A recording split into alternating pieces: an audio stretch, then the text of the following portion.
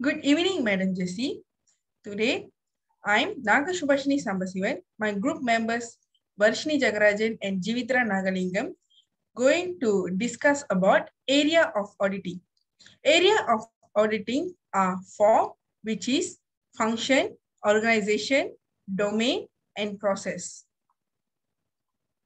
Now, for the ISO 27001, it provides the specification of an effective ISMS, which is Information Security Management System. For ISO 27002, provides the code of conduct, the guidance, and the best practices. Now, my group member, Jivitra Nagalingam, will carry on. Thank you, Naga Subhashini. So when we discussed, we found that the areas of auditing in ISO 27001, the first one is organization. Organization improve how their products and services are delivered by focusing on improving internal system and processes. When these processes are changed, as a part of quality improvement initiative, ongoing monitoring of new process helps to ensure compliance with improvement effort changes. This level of auditing is typically focused on the governance aspect of security and touches all the aspects of the business. Organizational auditing is often done in conjunction with certification or accreditation, such as ISO 27001, and can be involved from a resource and time standpoint.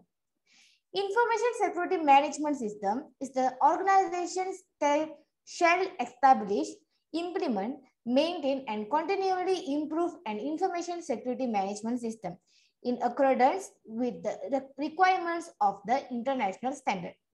When they determining this scope, the organization shall consider the internal and external issue referred to in, the requirements referred to in, and the interface and dependency between activities performed by the organization and those that are performed by the organization. The next area auditing that we are discussed in ISO 27001 is process. A process is defined as a steps performed to accomplish a specific task. For example, to create a new user access to the network. The auditor reviews and observes all the steps from the process's initiation to completion for policy compliance and good security practices. When planning for the information security management system, the organization shall consider the issue, refer to the requirements, refer to determine the risk and opportunity that they need to be addressed to. First is to ensure the information security management system can achieve its extended outcomes. Second is prevent or reduce or undesired effects and achieve a continual improvement. The organization shall plan action to address their risk and opportunity and how to integrate the implement of the action into the information security management system. Furthermore, processes and evaluate of effectiveness of this action is also important. The audit process has 9 steps. The first step is planning. Second is notification. Third step is opening meeting. Fourth is fieldwork. Fifth is report drafting. Sixth is management response. 7 is closing meeting. And the 8 is final audit report distribution. And the last step of the planning is follow-up. These are the areas of auditing that our group has discussed in the ISO 27001. Next, my group member Varshini Jagarajan will continue on. Thank you, Jivitra Nagalingam. So, in the file ISO 27002, we have discussed areas of auditing a function and auditing a domain. So I'll be discussing on auditing a function.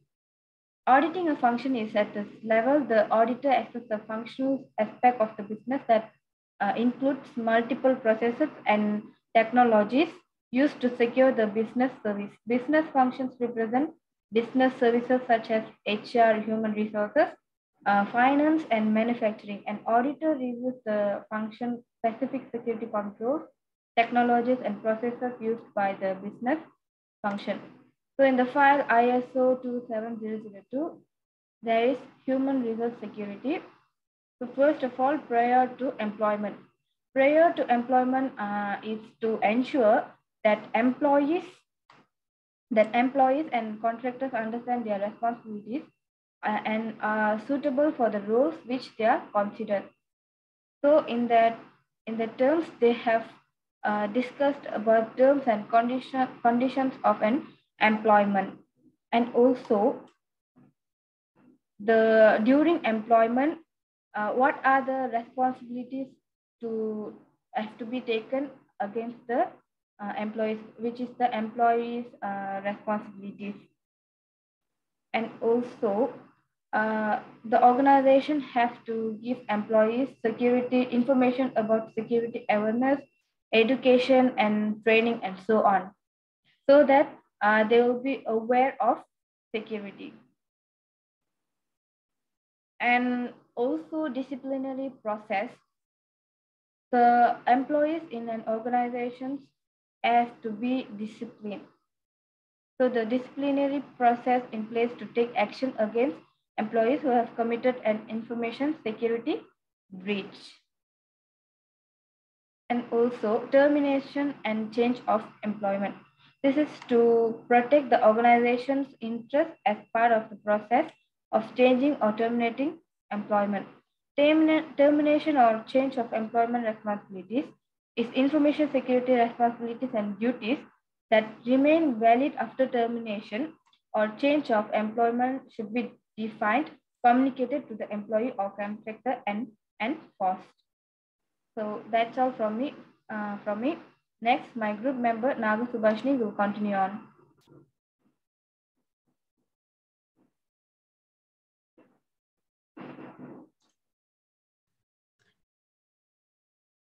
Thank you, Varshini Jagarajan.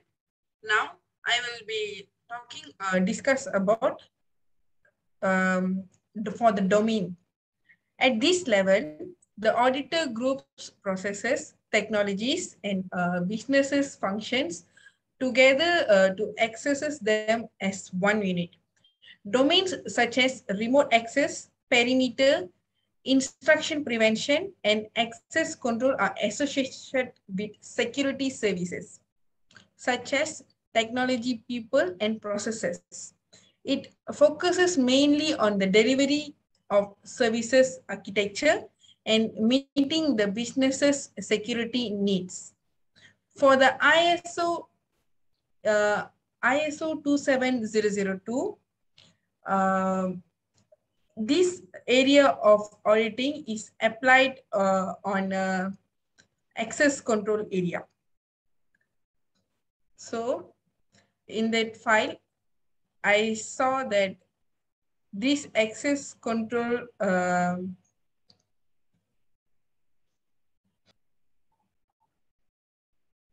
in the access control area.